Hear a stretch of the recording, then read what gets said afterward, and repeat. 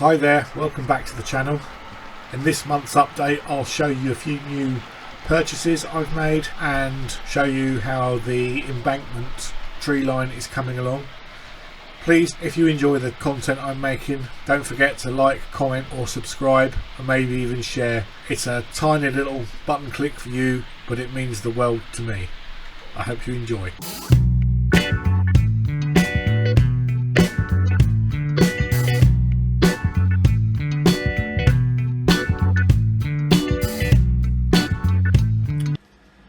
This is just a little clip showing the extra trees that I've made and planted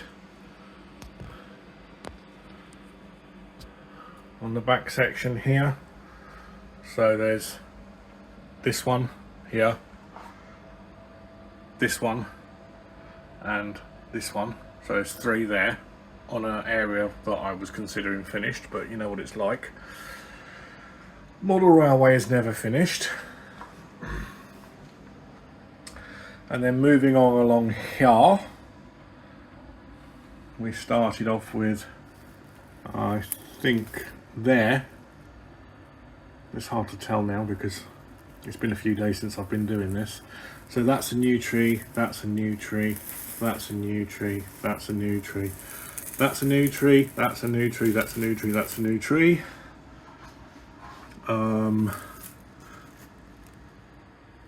That's a new tree, that's a new tree. All these at the front here are new. And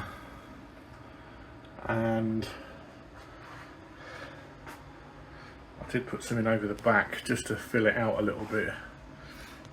So, oh yeah, there's one. So, all these here, they're all new. All along the front here. And they're made with hydrangea flowers with the petals taken off, dried out, and they make nice little armatures. So yeah, I'll show you the hydrangeas back in a bit. So that is a hydrangea flower, and when they dry out I remove all the flower petals. And then I was using Woodland Scenics polyfiber stretched over, which is what some of the earlier ones that I've made were made like. Let me see, there you go, that one there, that's a hydrangea flower with polyfiber stretched over it.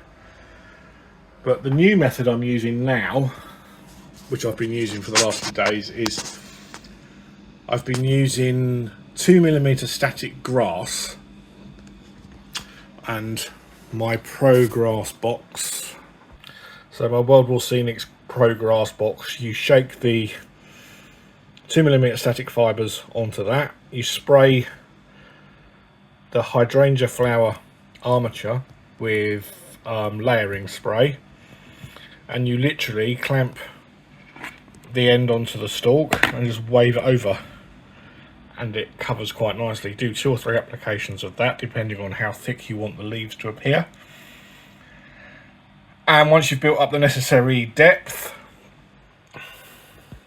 I then spray them with cheap Tesco's Ultra Hold hairspray, and then literally sprinkle. This is just a mixture of different colours and different sizes, but this is just to give the impression of individual leaves.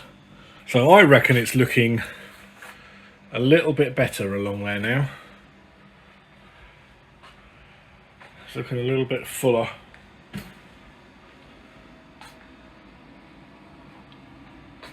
I'll make some low bushes to go under here, because I don't want them to interfere with the overhead electric once I've fit it. The OHLE portals. I'm in two minds whether I'm going to bother with the actual wires. We'll have to wait and see. So I reckon I'm pretty much, other than bushes and static grass in that bank, I'm pretty much done over the back now. And for those who are interested, there's over 150 trees in there, and 90% of them are homemade, using a variety of different methods. You've got your twisted wire armatures, your twigs, polyfiber, static grass. There's a few seafoam trees in there as well. So these ones here are all seafoam. That one there and that one there. There's a few seafoam in there as well. I think I've got a good representation of a embankment being overgrown with trees like the railway is these days. A few other bits and pieces. This is a new addition to the railway. I got this was delivered this morning. This is a Bachmann Placetera tamping machine. I'm gonna take the British Rail arrows off and put Balfour Beatty logos on it, I think. What else have I done? What else have I done?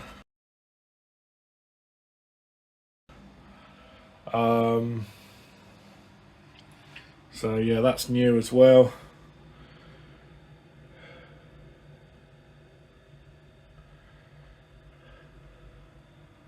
I've added a few more details to the yard, so we've got some used sections of track, some rail, used sleepers piled up.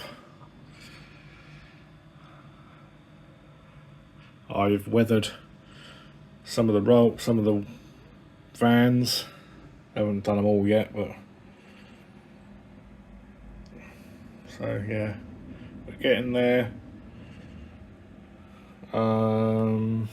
So that's the HO kit of a JCB that I built a few days ago. Oh, the other thing I've got, let me show you the other end. I don't know if you can see that. The car on fire. So that's a flickering LED kit from a doll's house supplier, actually, I found on the internet. Obviously it's just been added to a car that I've previously bashed about to make it look like it's been dumped. We have a police helicopter hovering, having a look. I haven't put the transfers on yet. I'm having trouble with the homemade transfers and it's not staying in one piece. I don't know if this was shown in the last video. That's a Hawker Typhoon. I've had the kit years. I mean, I bought it back when I lived in Kent, so it's got to be. I've probably had that in stock 15-20 years.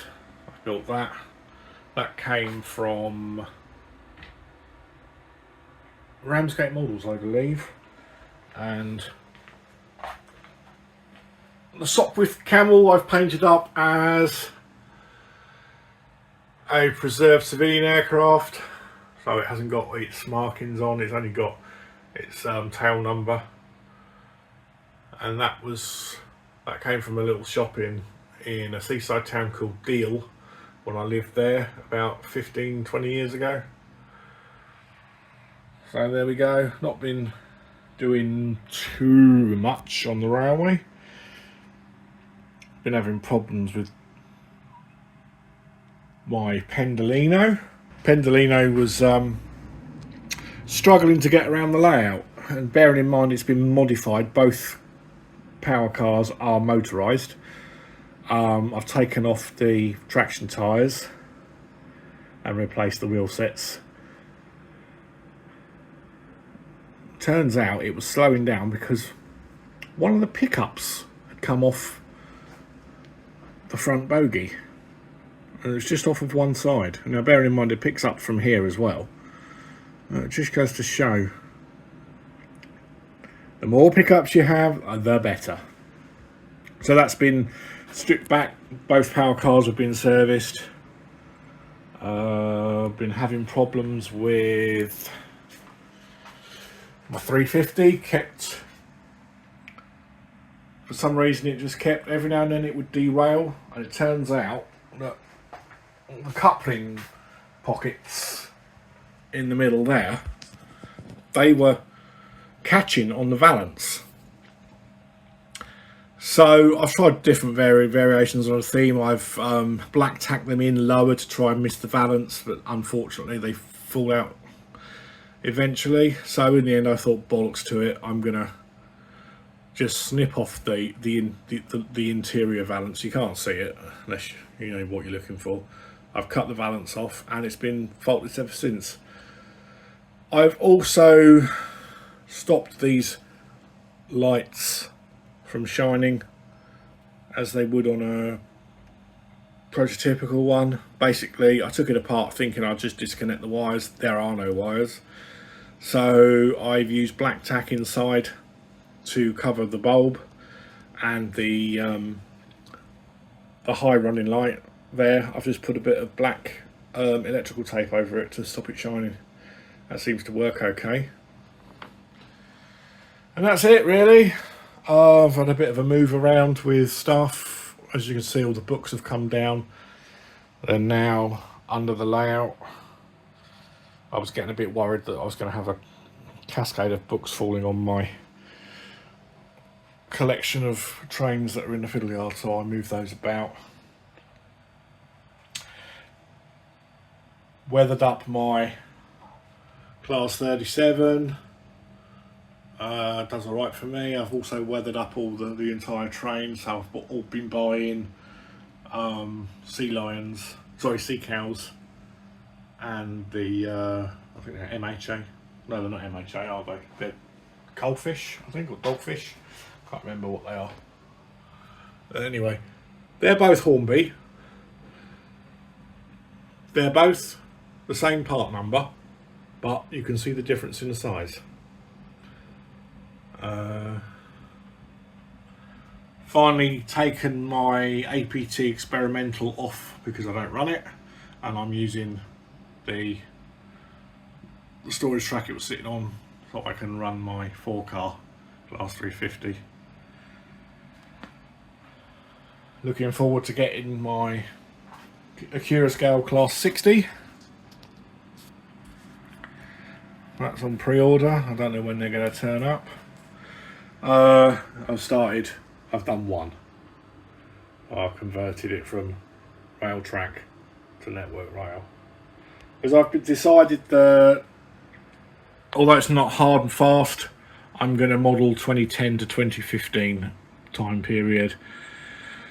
And I've also got the option, if I change the road vehicles on the bridge and change a few bits, I can backdate it to the 1980s with BR Blue and Intercity stock going round. And of course, don't forget, Locomotive Services Limited did do a Mark III towed hauled by a Class 87 on a Friday afternoon charter, so I can redo that. And there we go. So there we go, you're all up to date. Thanks for tuning in. Please don't forget to like, comment and subscribe, and I'll see you in the next one. Cheers, bye.